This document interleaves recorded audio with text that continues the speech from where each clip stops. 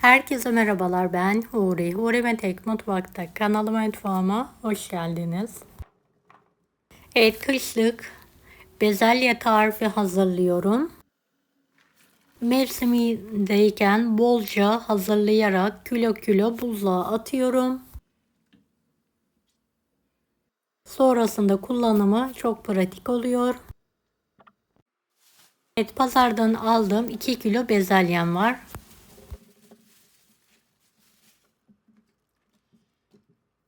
Evet, böyle azar azar alarak her gittiğimde buzluğa bu yöntemle haşlayarak atıyorum.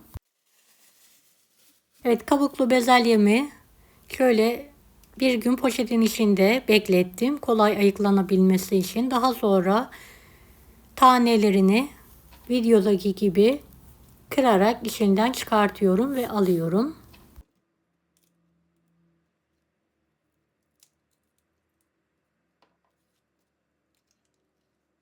Bezelyelerim bitene kadar temizleme işlemine devam ediyorum.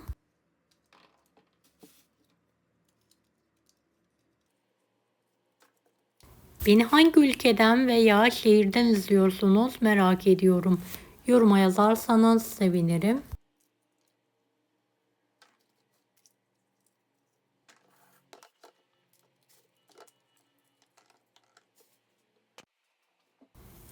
Evet, bezelyelerimi şöyle yakından da göstereyim nasıl ayıkladığımı.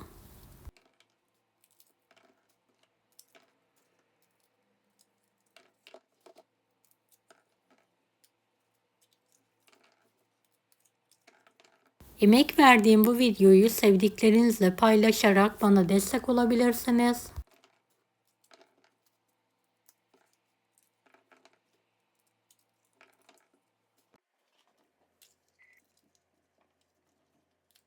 Son bezelyemi de hızlıca ayıklıyorum. Daha sonra bol su yardımıyla temiz olana kadar yıkıyorum.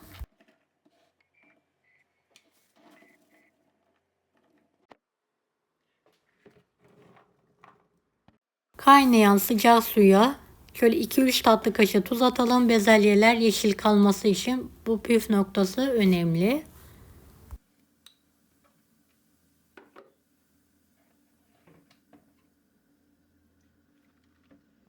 Evet, yıkadığımız, ayıkladığımız bezelyeyi ekliyorum. Şöyle bir karıştırıyorum.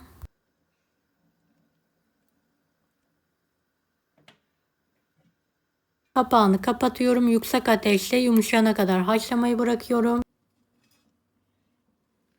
Şöyle bir kontrol ediyorum. Yumuşayınca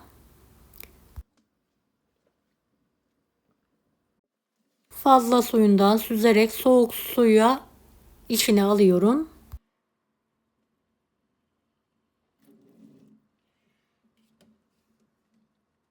Şoklama yapıyorum. Bu sayede bezelyeler yemyeşil kalıyor.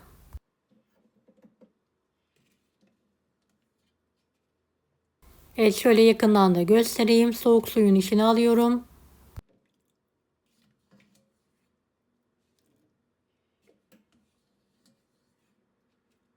Daha sonra fazla suyunu süzerek kendi halinde suyunu tamamen süzdükten sonra kaplara pay ediyorum.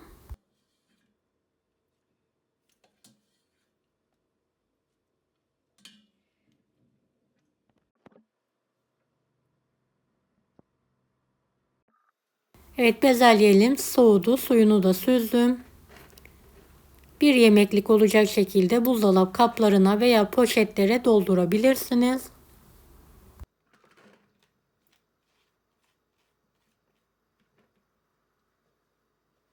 Daha sonra ihtiyaç zamanı buzlu bir şekilde yemeklerde kullanabilirsiniz.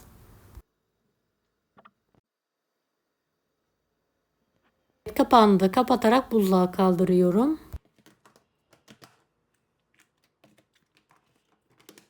Deneyecek olan herkese şimdiden kolaylıklar dilerim. Allah'a emanet olun. Hoşça kalın. Daha farklı tarifler için bunları da izlemeyi unutmayınız.